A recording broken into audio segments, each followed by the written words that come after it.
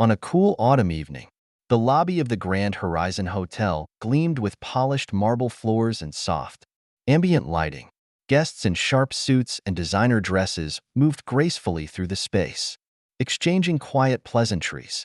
Behind the front desk, Alyssa, a young receptionist, prided herself on managing the hotel's exclusive atmosphere. She believed she could easily spot the type of clientele the hotel catered to, discerning the right kind of guest from a distance. As the clock neared midnight, a tall, broad-shouldered man entered the lobby, wearing a simple hoodie and jeans. His face was warm but seemed weary, as if he had traveled a long way.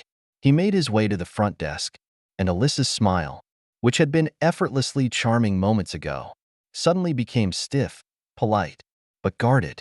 She sized him up quickly, noting his casual attire. This man clearly wasn't dressed like the usual high-end clientele.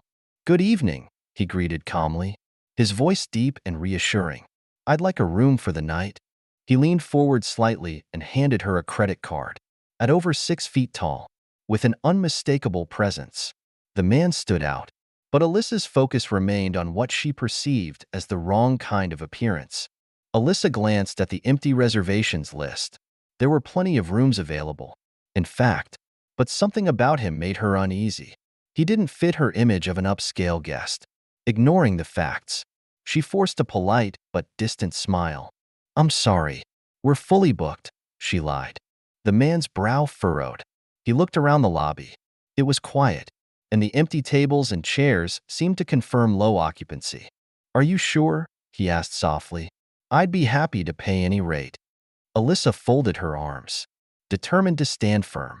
"I'm sorry, sir. There's nothing I can do. Perhaps you could try elsewhere." At that moment, a well-dressed couple walked through the door, and Alyssa's demeanor changed instantly. She greeted them with a bright smile, quickly securing a room key. The man watched all this unfold, disappointment flickering in his eyes. It became clear to him that this wasn't a misunderstanding. It was something far worse. This was bias, pure and simple. He nodded to himself, controlling the anger rising within him. "Thank you," he said quietly, before turning to leave. The crisp night air stung his cheeks as he stepped outside. He wasn't just any traveler turned away. He was Big John Roberts, a legendary basketball figure, known worldwide for his athletic prowess. He was also a successful entrepreneur, having quietly acquired numerous businesses and properties. The Grand Horizon Hotel had been on his radar for months, and after tonight's treatment, he made up his mind. It was time for a change. That night, John made some calls. He spoke with his financial advisor and legal team. The hotel's parent company had been struggling, and John had already been considering an investment. But now, after the way he'd been treated, he resolved to buy it outright. By morning, the deal would be done. As dawn broke, John's team confirmed the purchase. He now owned the Grand Horizon Hotel. The next morning, he spent hours reviewing staff files and hotel policies. Sipping coffee in a quiet cafe, he reflected on the previous night, on the rejection, the dismissive tone he had endured. He'd faced prejudice before, but this time, he had the power to make things right. By midday, John arrived at the hotel once again. This time, he wore a tailored suit. His commanding presence and towering height turned heads as he walked inside. Staff members, busily going about their routines, stopped in their tracks when they saw him. They didn't know all the details, but they knew who he was. Alyssa spotted him immediately and froze. She remembered refusing him the night before, and she hadn't expected to see him again. But now, he looked different, more commanding, dressed impeccably. Her heart raced as he approached the desk. She forced a smile. "Good afternoon, sir. How can I help you?" John regarded her calmly. His gaze was steady, but there was a quiet strength behind it. "I'm here to introduce myself," he said. "My name is John Roberts, and as of this morning, I'm the new owner of the Grand Horizon Hotel." A hush fell over the lobby. Alyssa's face went pale. Her eyes widened in shock. She stammered, "Why you, the owner?" John nodded, his expression unchanging. "Yes, I completed the acquisition of this hotel last night. Last evening, I tried to check in, but you told me you were fully booked. even though the lobby was empty. I'd like to know why. Alyssa's mind raced. There was no way to explain this that wouldn't expose her bias. Her cheeks burned with embarrassment. I apologize, she stuttered. I thought we were fully booked. John didn't flinch. I saw you give a room to a couple right after me. Don't pretend you didn't. His words were calm but powerful, building in weight. Alyssa's lips trembled. She knew she couldn't lie her way out of this one. Just then, Joel, the hotel manager, emerged from the back office. He had heard rumors all morning about the sudden change in ownership, but he hadn't expected this confrontation. Mr. Roberts, Joel said, his voice dripping with false charm.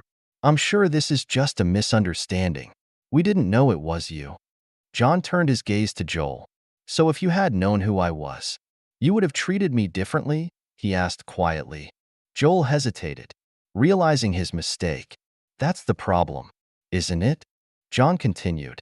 You judge people based on appearances and perceived status, not on their value as human beings. Joel swallowed hard. He realized just how precarious his position was. John took a deep breath and turned to the entire lobby. I won't tolerate discrimination in my hotel. Every guest deserves respect, regardless of their background, their clothing, or the color of their skin. He turned his gaze back to Alyssa. Last night, you refused me service. This morning, I come as the owner, not to punish you, but to set things right. Alyssa felt her knees weaken. She expected immediate dismissal, but instead, John offered her a chance. I believe in second chances, he said. If you're willing to learn to treat everyone fairly, you can stay. But if not, this isn't the place for you. Tears welled up in Alyssa's eyes. She nodded, her voice barely above a whisper. I'm sorry. I'll change. John nodded, satisfied for the moment. He then turned to Joel. As for the management, I'll be making some changes. There will be mandatory training for everyone on bias, on customer relations. This hotel will stand as a symbol of inclusivity, not exclusion. Joel nodded eagerly, relieved to still have a job. The staff watched, some with admiration, others with shame, but the air felt different, charged with a sense of justice. That afternoon, John convened a staff meeting in a conference room overlooking the city. He spoke passionately about his vision for the hotel, a place where all guests felt welcome, where service was genuine, not conditional on a person's appearance. My success in basketball taught me teamwork, humility, and fairness, John said. These values will guide us here. The employees listened attentively. Some were relieved that change was coming, while others felt uncertain, unsure of how to adapt. But John's calm authority made it clear. This was the new standard. In the weeks that followed, changes were swift and visible. The hotel's elitist branding softened, replaced by a warmer, more inclusive atmosphere. Alyssa attended every training session, determined to atone for her previous mistakes. She learned about unconscious bias, the importance of equality, and how to genuinely treat each guest with respect. News of John Roberts' ownership spread. It wasn't a publicity stunt. It was a genuine effort to transform the hotel. Journalists tried to interview him, but John kept a low profile. He wanted actions to speak louder than words. New guests began to arrive, some curious about the new ownership, others longtime fans of John's basketball career. But what mattered more was that people from all walks of life began booking rooms, feeling at ease knowing they would be treated with respect. One afternoon, John watched as Alyssa warmly checked in a family. The parents were dressed casually, the children excited and giggling. Alyssa welcomed them without hesitation. After they left for the elevator, John approached her. Thank you for giving me a second chance, Alyssa said sincerely. I see things differently now. John smiled. I knew you could learn, he replied. That's what this place is about now. Learning, growing, treating people right. Alyssa's eyes shone with gratitude. The painful memory of her past prejudice had become a lesson, one that made her a better person and a better employee. As the evening progressed, Joel passed by John, offering a respectful nod. He, too, had adapted to the new standards. John acknowledged him with a smile. The hotel's booked solid next month, John said. Looks like business is booming. Joel smiled, pride in his eyes. Thank you, sir. It's thanks to your vision.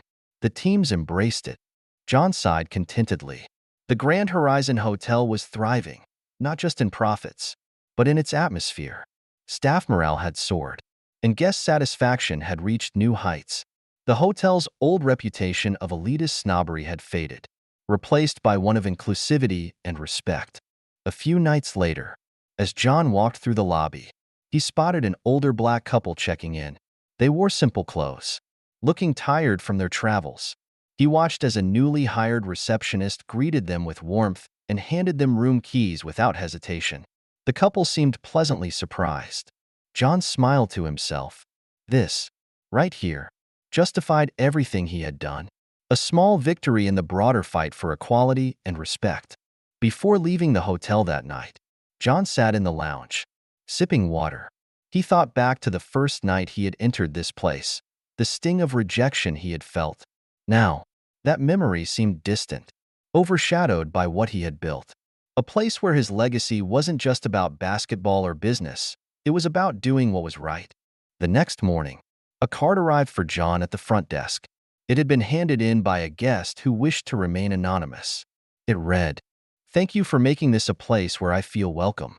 It means more than you know." John held the card in his hands, a heartwarming smile spreading across his face. He didn't need a headline or a press conference. This simple, quiet acknowledgement was enough to confirm that he had made the right decision. Walking through the lobby one last time before heading out for a meeting, John greeted the staff by name, asking about their day. Maria, a housekeeper, shared that guests had been complimenting the friendly atmosphere. Tom, the bellhop, said he was proud to work there now. These simple words affirmed the transformation. John exited onto the street, the morning light reflecting off the hotel doors behind him.